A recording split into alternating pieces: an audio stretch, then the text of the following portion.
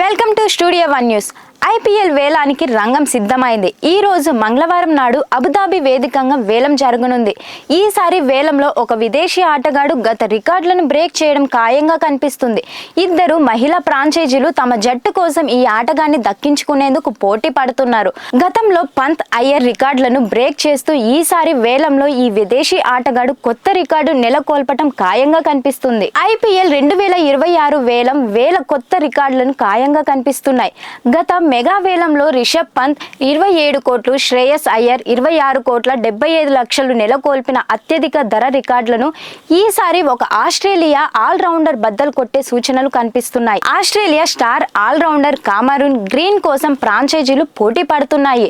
Top ఆర్డర్లో batting, వికెట్లు తీయగలడం అతని ప్రత్యేకత. ఇలాంటి నైపుణ్యాలు ఉన్న ఆటగాళ్లు వేలంలో చాలా అరుదు.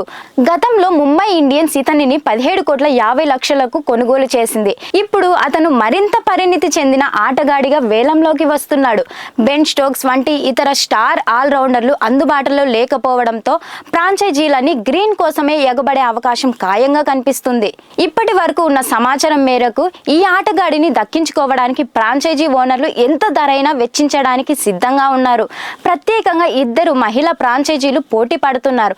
చేతిలో ఎక్కువ డబ్బు లేకపోయినా కీలకమైన ఆల్రౌండర్ కోసం పంజాబ్ కింగ్స్ ఓనర్ ప్రీతి జంట పోటీ పడుతున్నారు.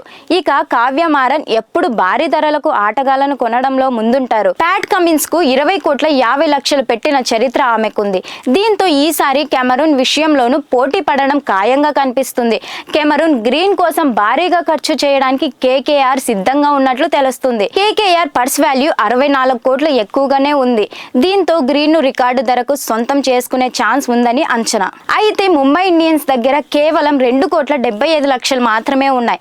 కాబట్టి వారు గ్రీన్ ను కొనలేరు. కానీ ఒకవేళ వారి దగ్గర డబ్బు ఉంటే ఖచ్చితంగా అంబానీలు ఇతని కోసం పోటీ పడే ఛాన్స్ దాదాపు లేనట్లే. ప్రస్తుత అంచనాల ప్రకారం కామరూన్ గ్రీన్ ధర 20 కోట్ల నుండి 25 కోట్లు దాటే అవకాశం ఉంది. ఒకవేళ కేకేఆర్ లేదా ఆర్సీబీ వంటి జట్లు పట్టుపడితే రిషబ్ పంత్ 27 కోట్లు రికార్డు కూడా బద్దలయ్యే ఛాన్స్ ఉంది.